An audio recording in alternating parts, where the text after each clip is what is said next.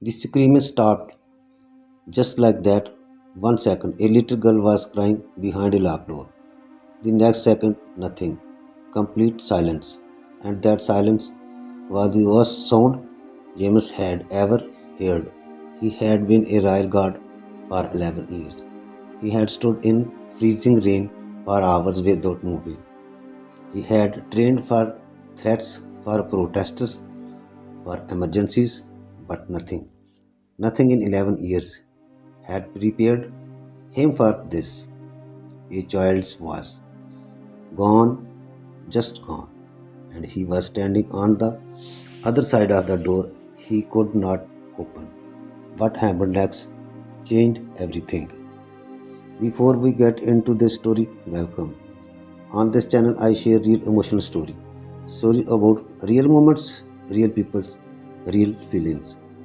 If this is your first time here, I am glad you found this place.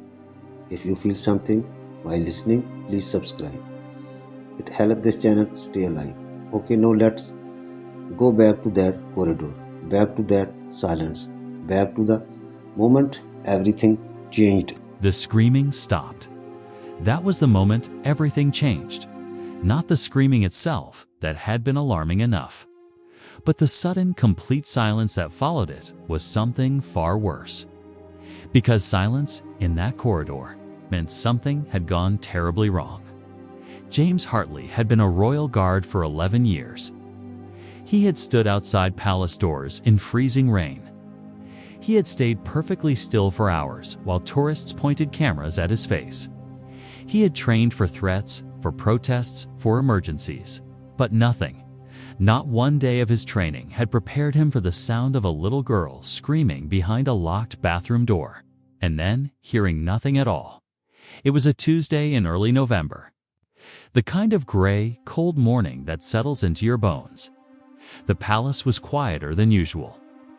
Most of the senior staff had traveled ahead for an engagement in Edinburgh, leaving behind a smaller household team and a skeleton security rotation. James was posted at the end of the East Corridor, a long, carpeted hallway lined with tall windows and oil paintings that watched you with still, serious eyes. His shift had started at 6. It was now just past 9 in the morning. Princess Charlotte, 7 years old, with her mother's eyes and her father's stubborn chin, had been brought to the East Wing by her nanny, a soft-spoken woman named Mrs. Elaine Booth, while renovations were being completed near the nursery.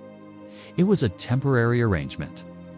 Everything about that morning was supposed to be temporary. James had seen Charlotte skip past him earlier.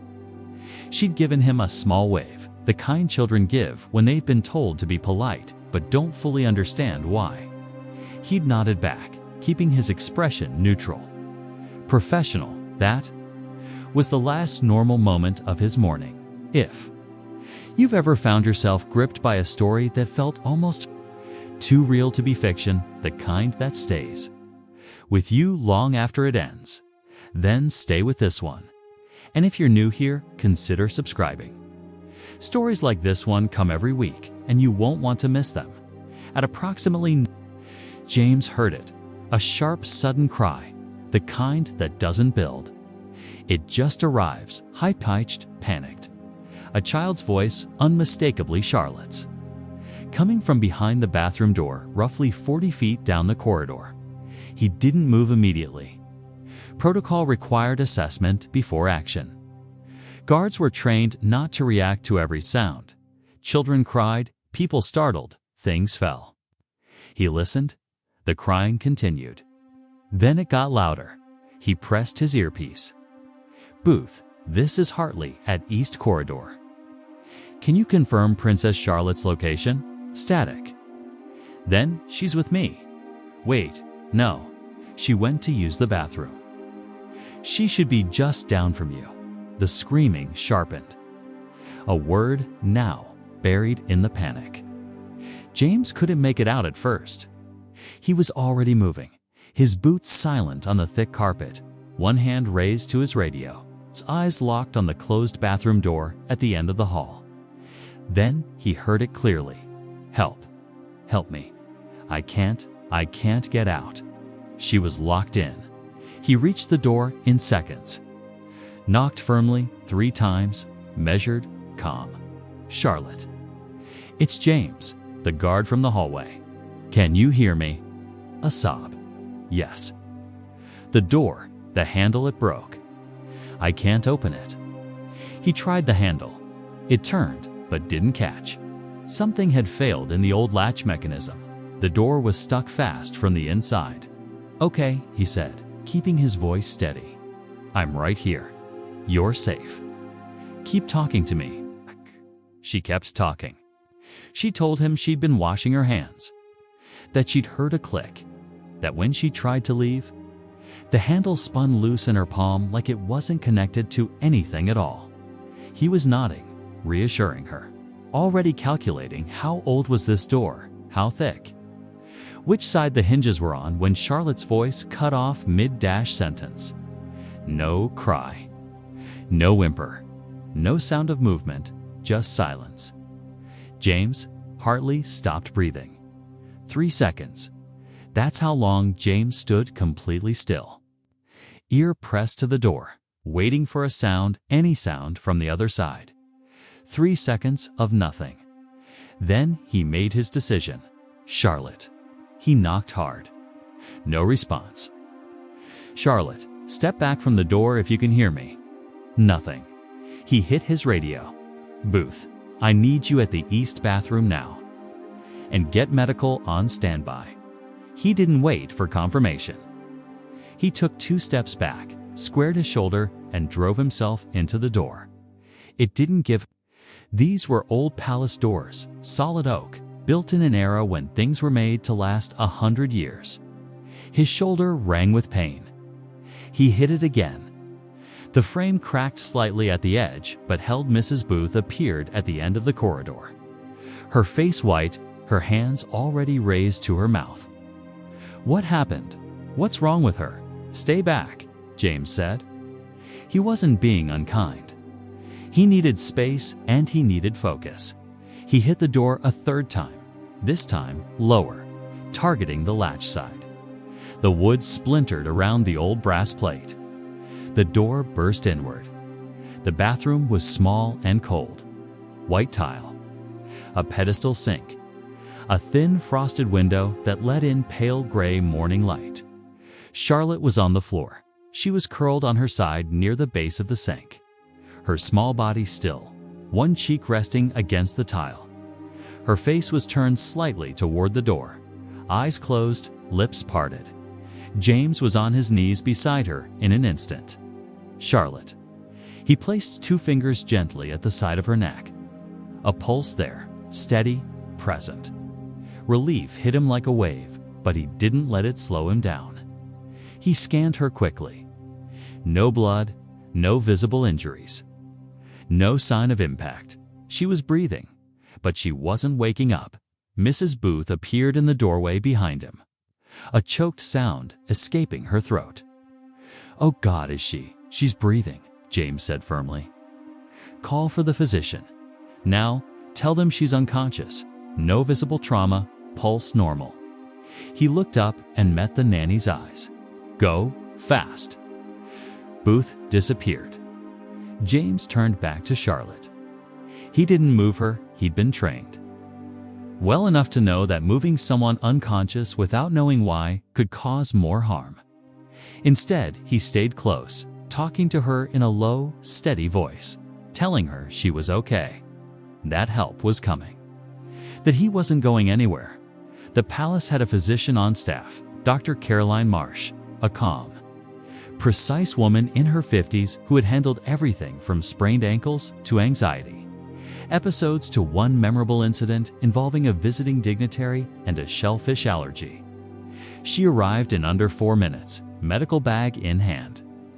Reading the room instantly as she stepped through the broken doorframe, she knelt beside Charlotte. Worked quickly and quietly. And within 2 minutes, she looked up at James with an expression that was serious, but not panicked. Fainted, she said. Likely vasovagal, a sudden drop in blood pressure. possibly triggered by distress, the cold floor, or hyperventilating while she was crying. She checked Charlotte's eyes with a small light. She's coming around. And she was. A small movement, first fingers curling slightly. Then a faint crease of the brow, as if processing a difficult thought. Then Charlotte's eyes opened, slow and confused, blinking at the ceiling. Where she started. "You're safe," James said. He was still right beside her. "You're in the corridor bathroom. You fainted. Dr. Marsh is here." Charlotte looked at him. Really looked at him the way children do when they're deciding whether to trust what they're hearing then. Her face crumpled and she started to cry. It was the best sound James had heard all morning. Dr. Marsh eased her into a sitting position and wrapped a blanket around her shoulders. Charlotte leaned into it like it was armor. The color was already coming back to her cheeks, pale rose replacing the frightening gray. But as the immediate crisis softened, something else quietly moved to the front of James's mind. Why had the latch failed? These doors were inspected regularly. The east wing had been cleared just 6 weeks ago as part of a routine maintenance sweep. Old buildings developed faults, yes, but a handle that spun completely loose without warning. That wasn't normal wear. That was a failure, or something else entirely. James stood slowly and turned to look at the broken door. At the brass latch plate, now hanging loose from splintered wood. At the spot where the mechanism had separated from the spindle inside the door, it looked, to his trained eye, like the kind of damage that happened over time. But there was something else. A small detail most people would have walked right past. The screws in the latch plate, the 4 small screws that held the whole mechanism to the door, were not stripped. They were not rusted. They had not been worn down by years of use. They were loose. Deliberately, precisely loose, as if someone had turned them back just enough without removing them. Just enough that the mechanism would hold until it didn't. James Hartley looked at those screws for a long time, and then he reached for his radio. James looked at the broken door. He saw something strange. The screw and the lock were loose, but not from age, not from rust. Someone had loosed them by hand, very carefully, very quietly. Security team arrived quickly. They checked all the records. A man named Daniel Voss has entered the corridor on Thursday evening. He said he came to fix a light, but that light was perfectly fine. Nothing was wrong with it. He used a fake reason to get inside the corridor. He studies the area. He checked the door. Then on Tuesday morning, another man was seen, dark jacket, cap, toolbox. He was in the same corridor at 7 in the morning before Charlotte even arrived. He loosed those screws, then walked away and waited. This was not an accident, this was a plan. Security investigations at the palace were not dramatic events. There were no flashing lights, no yellow tape strung across marble floors. What happened instead was quieter and, in many ways, more unsettling.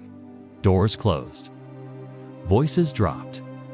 People who had been moving freely through the building were suddenly, gently, redirected elsewhere.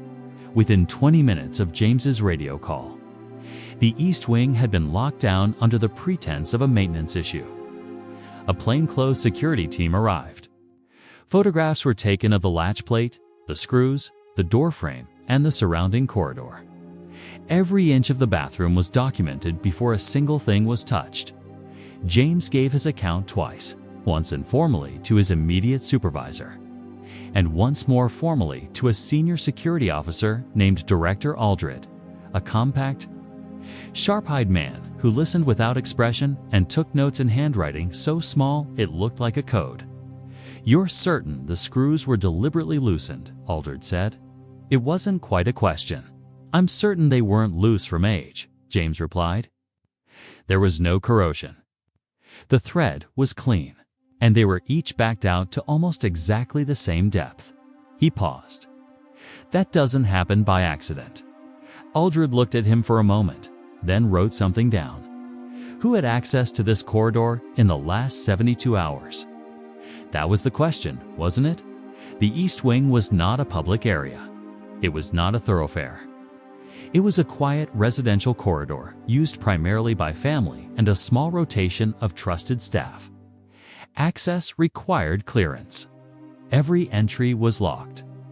Everyone who walked down that hallway was supposed to have a reason to be there. Supposed to? The access log for the East Wing over the previous 3 days showed 14 entries. Most were routine housekeeping, a maintenance visit to check a heating unit, Mrs. Booth moving Charlotte between rooms. One entry was flagged almost immediately. Thursday evening, 8:47 p.m., a maintenance. Contractor listed under a facilities subcontract. A man named Daniel Voss had entered the East Corridor to inspect a reported issue with a wall-mounted light fixture near the far end of the hall. The light fixture, which was approximately 6 feet from the bathroom door. James was not in the room. When this detail emerged, he was back on rotation, standing at his post, watching the corridor that now felt entirely different to him.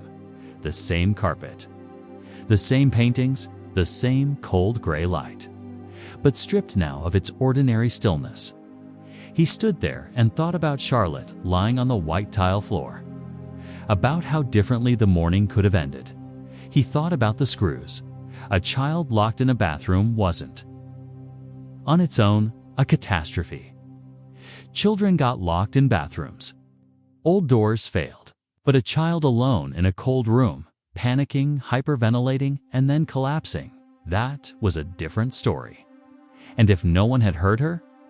If James had not been posted at that end of the corridor?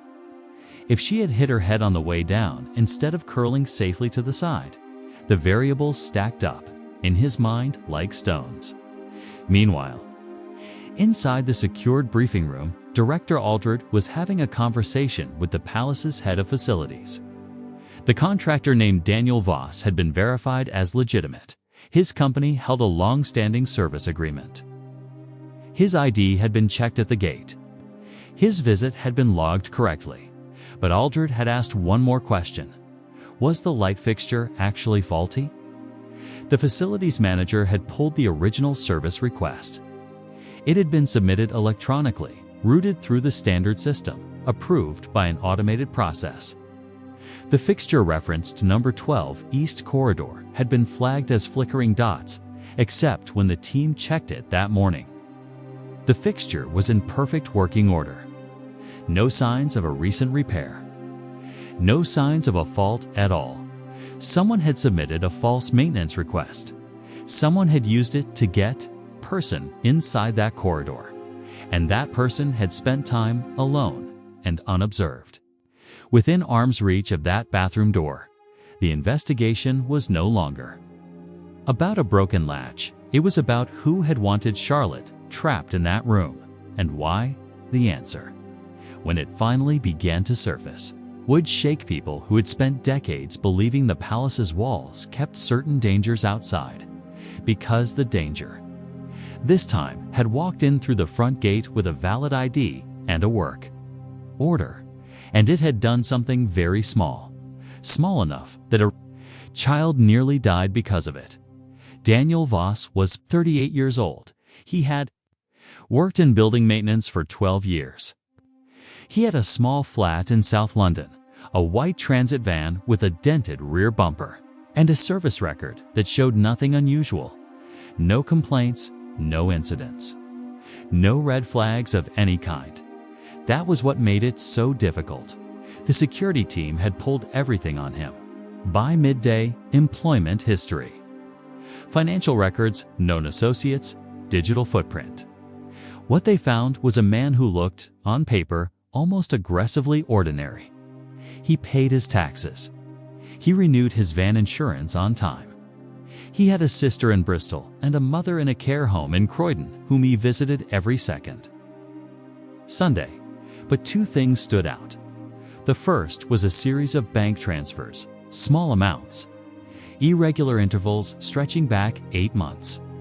The deposits came from an account registered to a shell company in Luxembourg.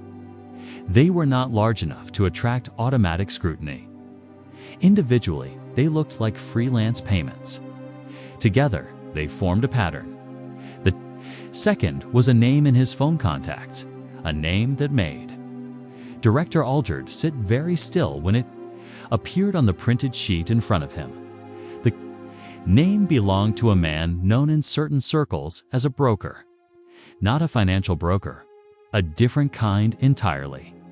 Someone who connected people with problems to people who solved them quietly, efficiently, and at significant cost.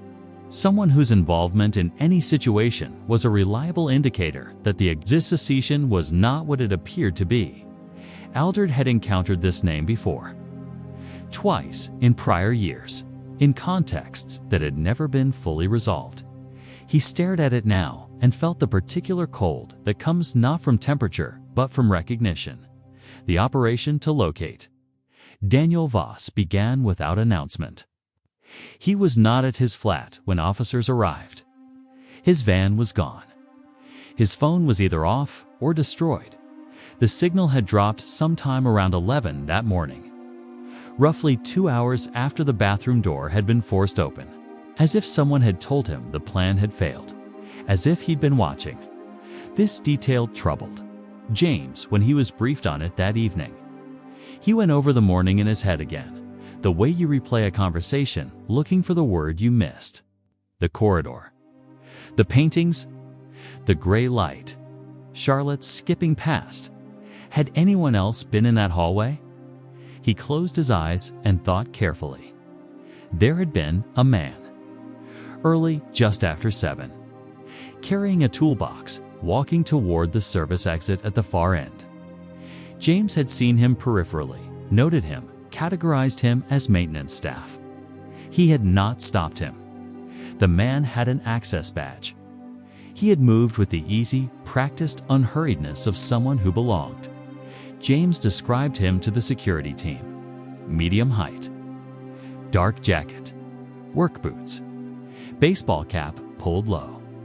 He hadn't seen the face, not clearly.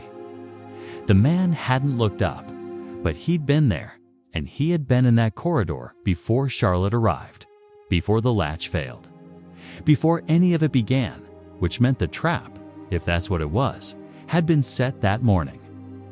Not on Thursday, during the false maintenance visit that had been preparation, study, access.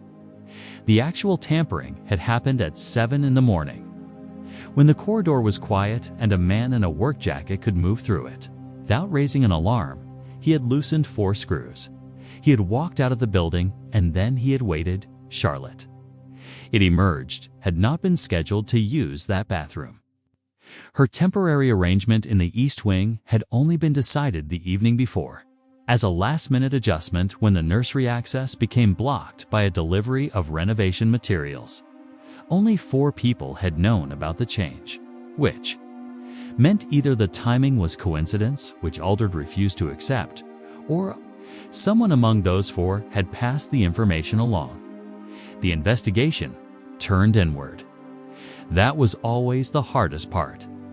Not looking outward at strangers and contractors and shell companies in Luxembourg, but turning around and looking at the people who had been trusted absolutely. Charlotte, recovered and resting, had no idea any of this was happening. She had asked Mrs. Booth if the nice guard with the serious face was going to get in trouble for breaking the door. Booth had told her no, that he'd done exactly the right thing. What she didn't tell Charlotte was that the man who'd actually set this in motion was still out there, and that he wasn't working alone. Only 4 people knew Charlotte would be at the East Wing that day. Security team checked all 4 names carefully. 3 of them were completely clean. Then they looked at Sophie Crane. She was young, only 26 years old. She worked as a junior aide in the palace. Her phone records showed one suspicious call That call was made just 40 minutes after Charlotte location was decided. 11 minutes alarm to an unknown number. Eldred called her in and asked questions. Sophie went white. Then she broke down. She said, I didn't know what they would do. 6 months ago, someone had approached her slowly. They asked small questions. They paid her small amounts of money. She shared simple schedules information. She thought it was harmless. But that small information was used to trap a 7-year-old girl. When Sophie heard Charlotte had fainted on the floor, she fell apart completely and she told Aldred everything. Trust, once examined, becomes a fragile thing. Director Aldred knew this better than most. He had spent decades working in environments where trust was both essential and dangerous, where you could not do the job without it, and where misplacing it could cost everything. He had learned to hold it carefully at a slight distance. The way you hold something that might be hot. The four people who had known about Charlotte's last-minute relocation to the East Wing were Mrs. Elaine Booth, the nanny, a senior household coordinator named Patricia Henley, the deputy head of security, a man named Marcus Webb, and a junior aide who handled scheduling, 26 years old, hired 14 months ago, named Sophie Crane. Booth was eliminated quickly. She had been with the family for 9 years, had no financial irregularities, and had been visibly, genuinely devastated by what had happened that morning. The color had still not fully returned to her face by mid-afternoon. Patricia Henley was 61. She had worked in the palace for over 2 decades. Background check, clean. No unusual contacts. No pattern of behavior that raised concern. She was, by all accounts, someone who had given her professional life entirely to this institution. That left Marcus Webb and Sophie Crane. Webb was a careful man, ex-military, commendations, 15 years in royal security. He was thorough, respected, not especially warm, but deeply reliable. When Aldred sat across from him and walked through the morning's events, Webb's responses were precise and without evasion. He volunteered details. He made suggestions. He seemed, in every observable way, like someone trying to help. Aldred thanked him and let him go.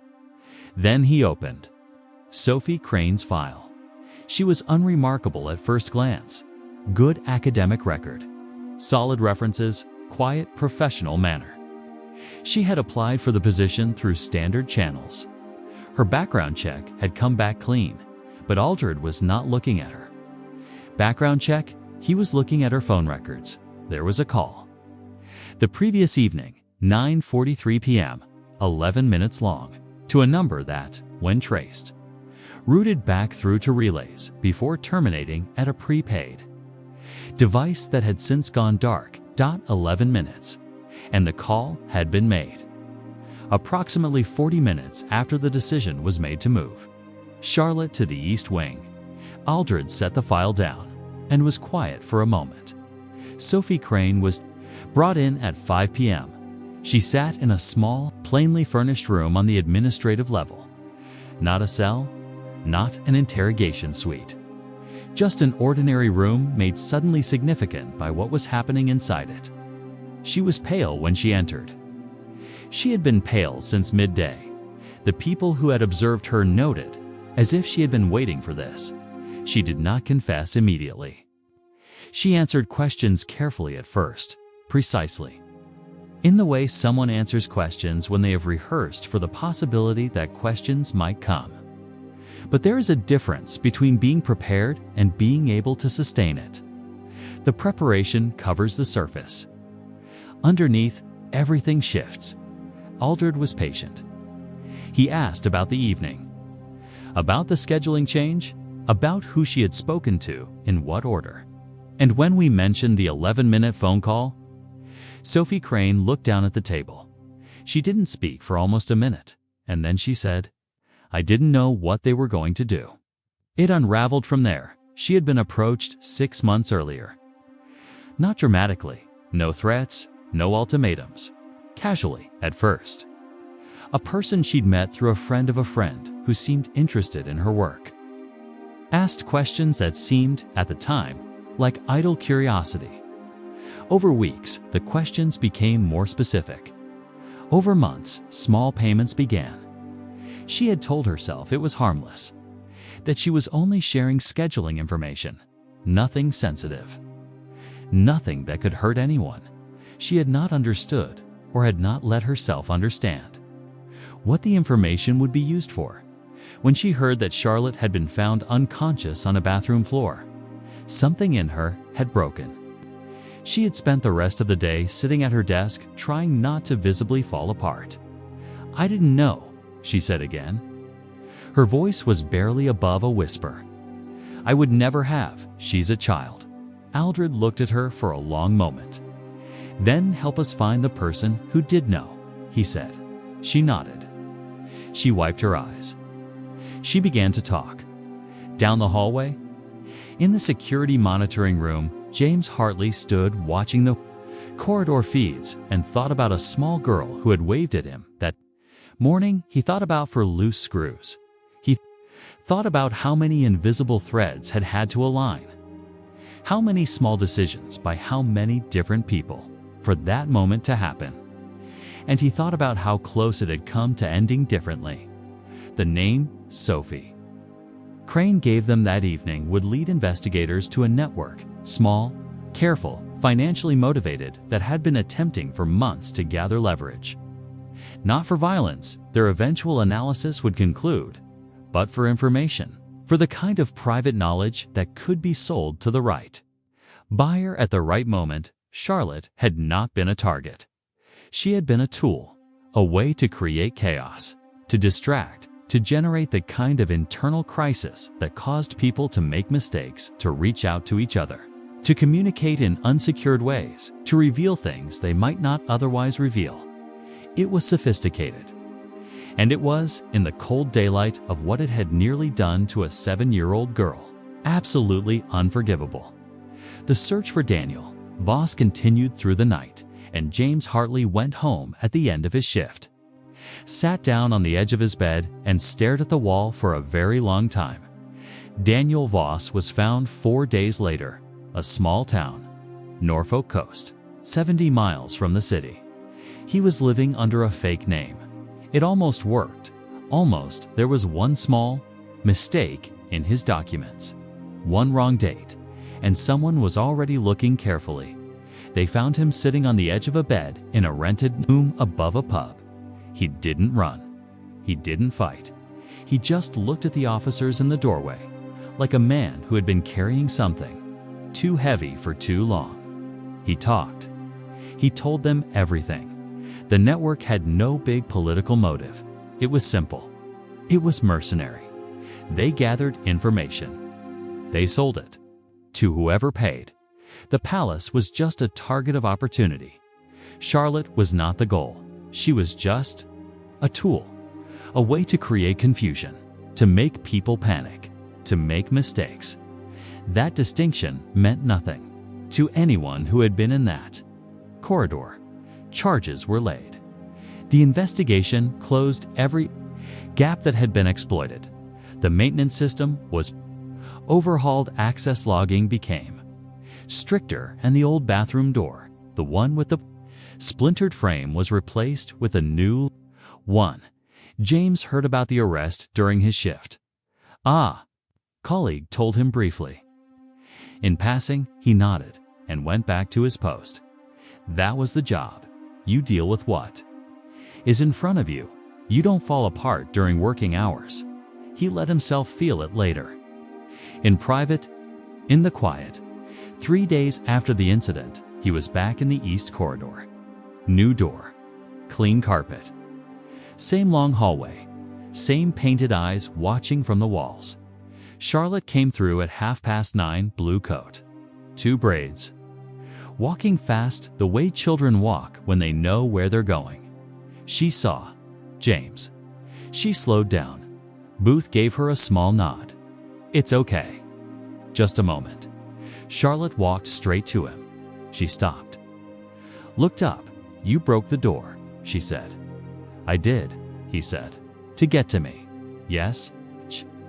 She thought about this. Very seriously. Were you scared? She asked. James thought about the honest answer. A little, he said. Yes. She nodded. Like that was exactly what she needed to hear. Like it would have meant less if he hadn't been. Then she reached out and patted his arm. Small hand. One gentle pat. The way a child reassures. Someone much bigger than them. Then she turned and walked back to Mrs. Booth. James watched her go. He stood still after that, the way guards stand still upright. Forward, present. But something had moved inside him, not broken. Not soft, just shifted, the way certain moments shift you, whether you're ready or not. He had spent 11 years being invisible, being the man in the corridor that nobody notices, and he had always told himself that was enough. Being there was enough. That morning had shown him he was right, not because of anything dramatic, but because he had been close enough to hear a child cry, and that was everything. The story never became public. It stayed inside the walls where it happened, known only by the people who needed to know. But James knew it, and on the hard days, the long shifts, the cold rain, the hours of silence, he thought about for loose screws and a little girl's voice going quiet, and 3 seconds that felt like a lifetime. And he stayed at his post because that's where it mattered. It always had.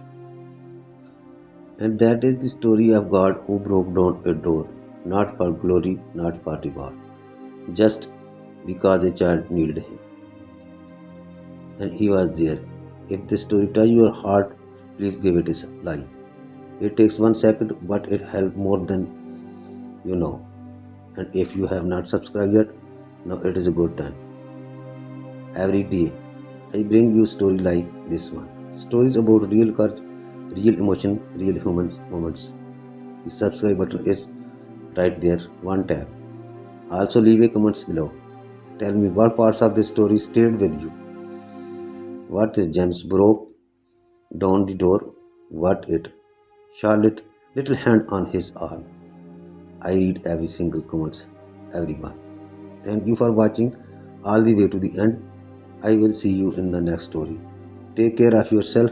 Goodbye for now.